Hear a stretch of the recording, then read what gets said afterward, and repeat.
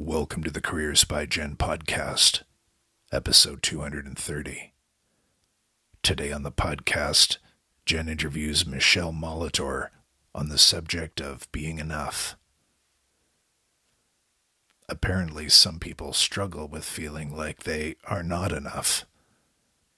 Personally, I don't have that problem.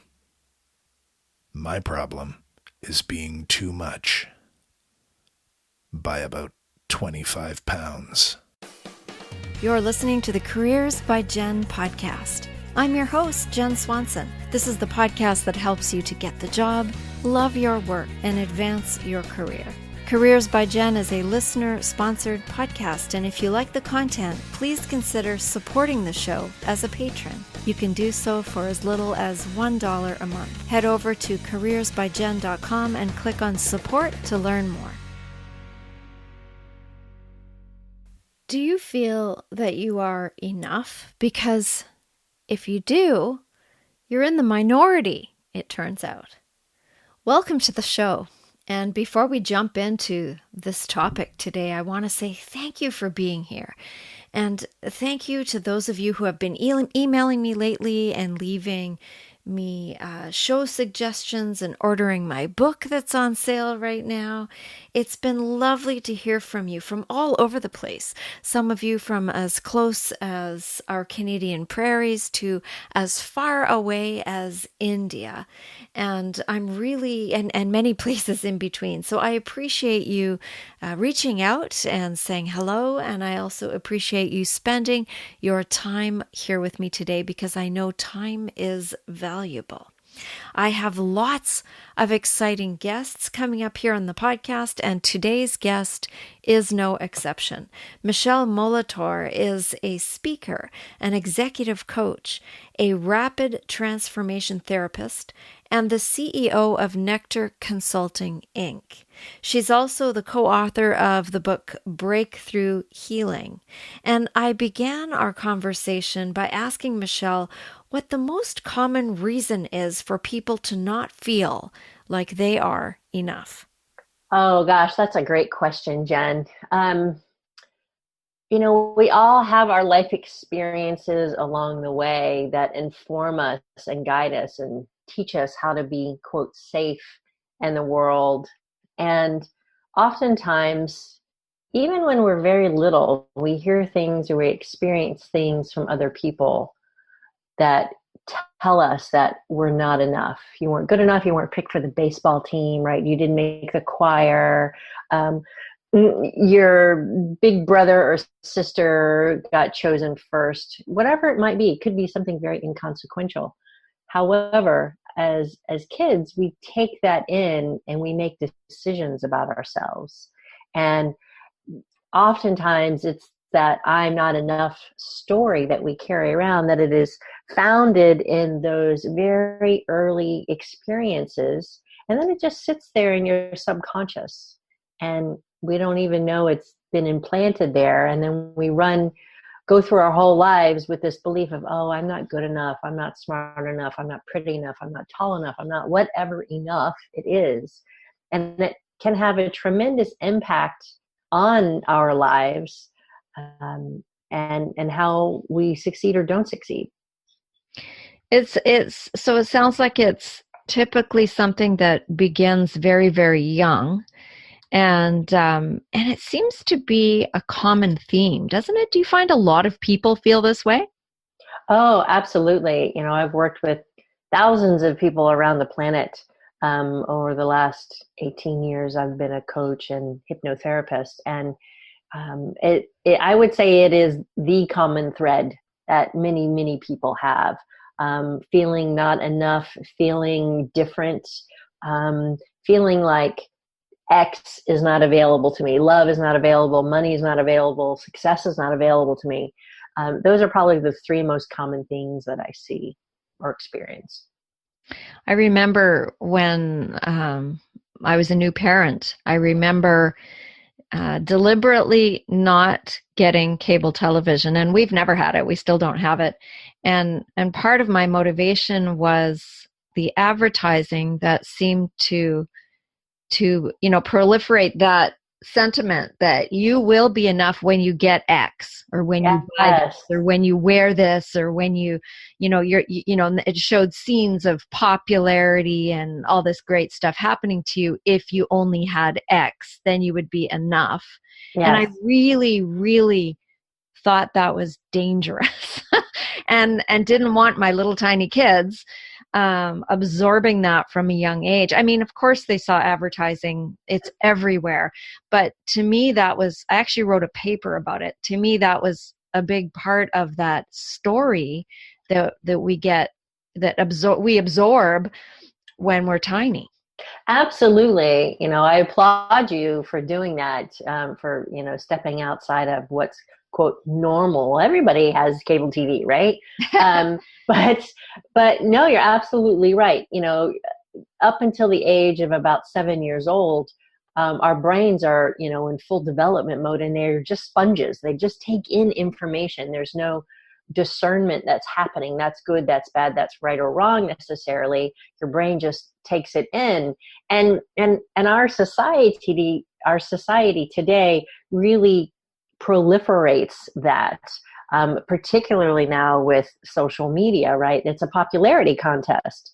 And so it's no surprise that, suicide and depression are all on the rise, because of everyone's trying to live up to this inflated, imagined standard that really doesn't exist. If you boil us all down, we're all just human beings, and we all have our flaws and our foibles, right?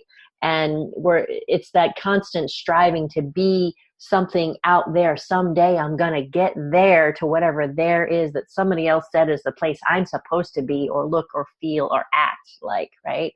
And so it continues this belief of, oh, I'm not something enough until I get X, Y, or Z. Yeah, it's fascinating to me to see the difference. We have 4 kids, and the first 2 had no social media. That wasn't a thing. The internet barely existed. Mm-hmm. And the next 2, they're on their social media all the time, and it's one of them is graduating high school this year, the last one, and it's already conversations about the dress on social media, and conversations about, so it's a whole new thing that I think we're still wading through to try and figure out. And there's wonderful things about social media. I use it all the time, and I love it, but there's a lot of damage as well, because this not being enough is exponentially there's an impact that we didn't have 15, 20 years ago. Yeah, absolutely. Absolutely. And it's insidious, because it really weaves into everything that we do, and how we show up. And we oftentimes don't even know there's that belief that's in there. I've been a coach. I've been through all sorts of, literally thousands of hours of coach training, human development, organizational development training, all these kinds of things. And it wasn't until I discovered the work of Marissa, who's a world-renowned therapist, that I realized, oh, I'd been carrying around this underlying belief of I'm not really enough. It was, for me, it showed up in a lack of confidence, and it was something that I had been chasing after for many years.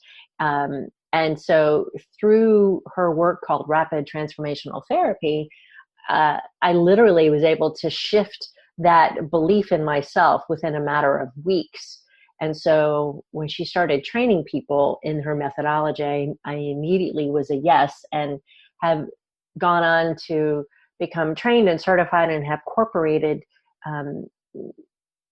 this work, RTT for short, into my coaching practice. And it's really profound, because it enables me to help get at those underlying beliefs that people carry around, that you didn't even know that you were carrying them sometimes. So I'm wanting to ask about that, but also to ask about that in the context of career. What can the belief of not being enough, how can that affect somebody in their career path? Well, I'll give you a great example. because this is what happened to me. In my former career, I was a creative director in web development, and um, I had been moved from Atlanta to the San Francisco Bay Area at the height of the dot-com boom, and it was very exciting. And I was paddling really hard under the water to act as if I had it all together and I knew all the answers. And the truth was I didn't. I had this underlying belief, I'm not good enough, I don't know enough, I'm not there yet, and I have to maintain this facade that I do have my stuff together, right? And it was challenging, and it was a very stressful time for me. And then on top of that, I essentially got bullied out of my position by two guys on my team. Who didn't like having a woman for a boss, who had very large egos, and they essentially took me out at the knees. And through their words, through their actions, I ended up getting laid off, and that only exacerbated my I'm not enoughness. Right? It was the confirmation of the belief that I had underneath the layers that I didn't know that I had. And it was devastating to me. It shattered my confidence, and it really left me dazed and bewildered of what to do next. And so I discovered coaching at that point to help me figure out what to do next, and discovered my true passion and purpose. So I changed careers, and I've been coaching executives and entrepreneurs ever since. And through that process, I realized that my confidence had been taken out, and that I was worried, very fearful of being judged, very fearful of not knowing all the answers. I literally started my own company because that was easier than handing my resume to somebody. I kid you not. Yeah, I was literally petrified of putting myself back out on the market for fear of being decimated again. And so I'll just start my own company. Sure, why not? And I've been figuring it out ever since. And so through all my years of coaching, it really has been not only my joy to be of service to others, but also my own personal quest to figure out, how do I get out of my own way? How do I regain my confidence? How do I become the best version of myself?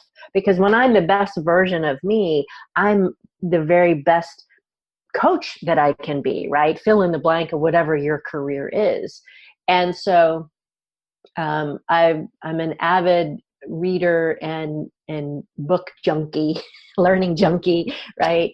And have read gobs and gobs of brilliant work by people around the planet as to what crafts that sense of confidence, that sense of being enough. And what I've learned is that ultimately it comes back to ourselves. It's so simple, but yet so difficult. By simply telling yourself, I am enough. I am enough. I am enough. I always have been enough. I always will be enough. Rinse, repeat. Make it your mantra. Say it to yourself. Sing it to yourself in your head out loud every day throughout the day until it sinks in at that deeper subconscious level. And one day you wake up and you go, oh yeah, I am. And there's a different level of peace and calm. It's hard to describe, Jen, but it truly, it's like a light bulb goes off like that. And you're just like, oh, okay, I get it now. Right? Is it Marissa Pierce who advocated taking lipstick and writing it on your mirror? Was that her? Yes, that is Marissa. Yeah. She's a big fan of the lipstick on the mirror. And it works. Write it on your mirror, put it on your phone, put it on your computer, stick it in your wallet, wherever you need to remind yourself. Put it up on the wall, wherever you need to remind yourself each and every day, like, oh yeah, I am enough. Because, if we've gotten negative messages somewhere along our path, and it might have been in your childhood, it might have been in your teenage years, might have been as an adult, right? But whoever it was that gave you those messages, they may or may not have done it consciously, right? They might have said something and you took it in a different way, but that message got embedded in your subconscious. And so when you can shift that, when you can transform that belief, it creates a lighter sense of being, that allows you to move through the world more easily, more effortlessly, with greater joy. Hmm. I was wondering if there was a difference in men and women, in age range with this. Actually, I would say no. Okay. I would say, I've worked with people from the age of 7 to the age of 70. And we all have those inner demons, that limiting beliefs, the self-doubts, that little voice in your head, right? Oh, I don't know, Jen. Are you sure you can do that? What were you thinking? Oh my goodness, right? Any of that head noise that we carry around. And it has the same impact regardless of age, regardless of sex. I've worked with men and women and kids, and they all have various versions of the same theme song. The last guest that I had on the show is a fellow named Flip Flippin, who's a psychotherapist and an author, and he recently put out a book called Your Third Story, and talking about our first life story, that was given to us, how we grew up, where we grew up, etc. Our second life story, which was also typically something given to us, and how you can write your third story once you've realized that maybe you're not enough, or once you realize you're limiting stories and beliefs that you have in your head that just aren't true. Mm-hmm. And so in that same way, you were saying that once you realize that you've been telling yourself all along this, I'm not enough, then you can begin to act on it. Now, you said you suddenly realized, because of some work you had done, that that's what you were doing. Mm-hmm. And so how does someone get to that point? How does someone even, it's like you have to diagnose it before you can treat it. So how can someone figure out that that's what they've been telling themselves? Sure. Well, my clients come to me for a myriad of reasons. It can look like, I want to grow my business. I keep getting stuck at this particular level, or I'm depressed and anxious, or I have chronic migraines, or I have psoriasis or arthritis, all sorts of physical conditions, as well as mental, emotional blocks that they're coming to me with.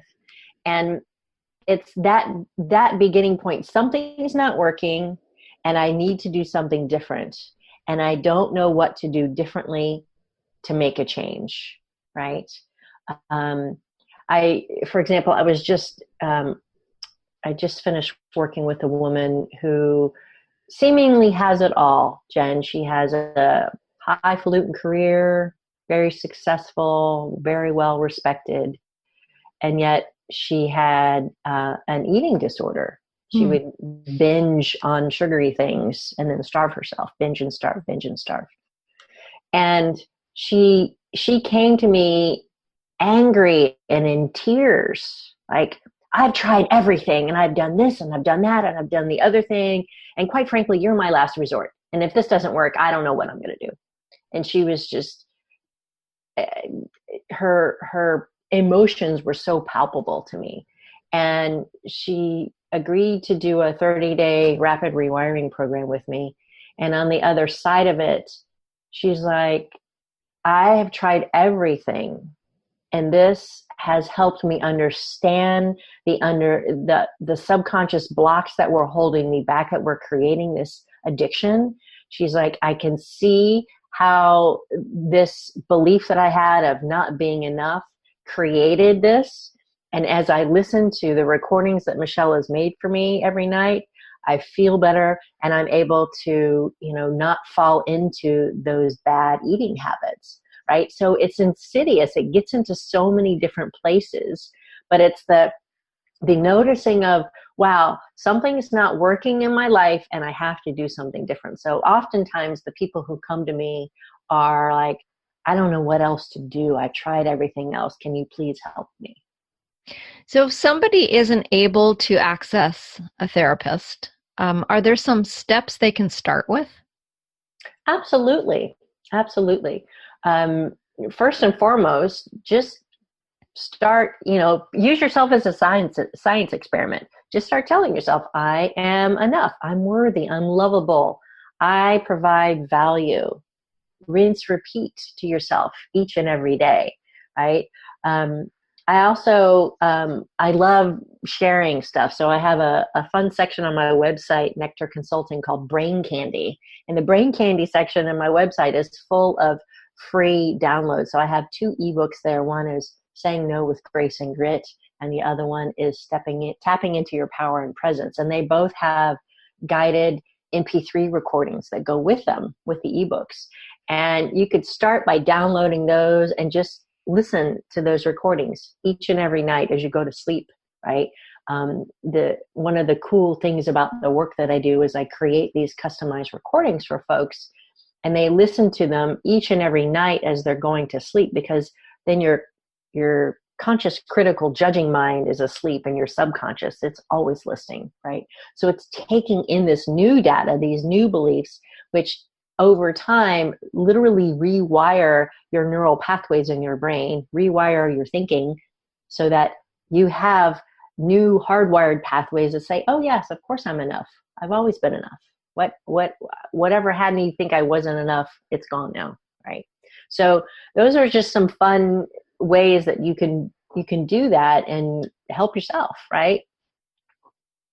And it sounds like it's a long process. Is there a time frame? Actually, it's much shorter than you would think. So, as I said, I've been an executive coach for 18 years now. And previous to doing the RTT work, the rapid transformational therapy work, I would have 6 to 12 month engagements with clients, right? And we'd meet every 2 weeks and they would work on stuff. This process enables me to get into someone's subconscious to help them determine what's at the root cause of the limiting belief. And we literally rewrite it. So I call it my 30-day rapid rewiring program. So if you've spent any time in therapy or any time in coaching, and the time and the money and the effort that you've spent in doing that, 30 days is a very short period of time in comparison to months or years that some people have spent in talk therapy. So it can be pretty transformative in a short period of time.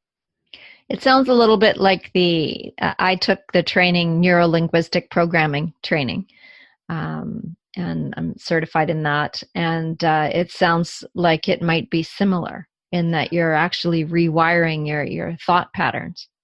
It does incorporate neurolinguistic programming. It's a unique form or blend of NLP or neurolinguistic programming, cognitive behavioral therapy, and hypnosis, all rolled up into one.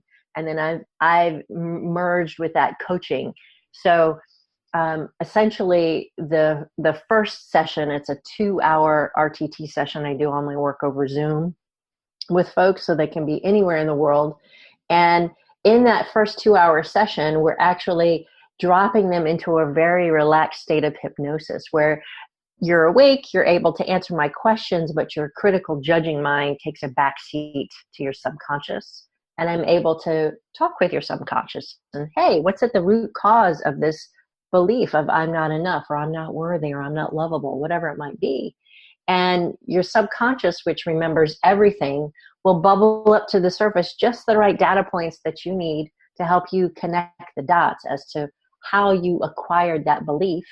And then we're able to literally change the narrative, because we're eliminating the emotional charge and rewriting it in a way that creates no emotional backlash, right? It's just like, oh, that's what happened in my life. And I've dealt with people who've had some really horrific things happen to them, but they're able to, we're not eliminating their history. We're just eliminating the emotional story around it so that they can move forward more powerfully. And then based on all the data that I've gathered, then in the last 30 minutes while in hypnosis, I create a customized recording instilling new empowering beliefs, new thoughts, new habits. And then I mix in some binaural music with that. And then they listen to that every day for 3 to 4 weeks. And in listening to that every night as they go to sleep, they're rewiring those neural pathways with new powerful ones. And then we follow that up with support and coaching over the next 3 weeks so that they have new tools, new strategies for success, both consciously and unconsciously. Sounds fascinating. I'm going to have to learn more about that, I think. It is. It's so much fun. I love it. Everybody's a different set of puzzle pieces that I get to work with. And the ahas and insights that folks have is so beautiful and so rewarding. I can't even begin to tell you. I had one client after our very first session, 24 hours later, he emailed me and he said, "Wow, best 24 hours of my whole life." I was like, sweet. Yeah. So you love what you do. I do. I get to do what I love and love what I do every day. Tell me about your book.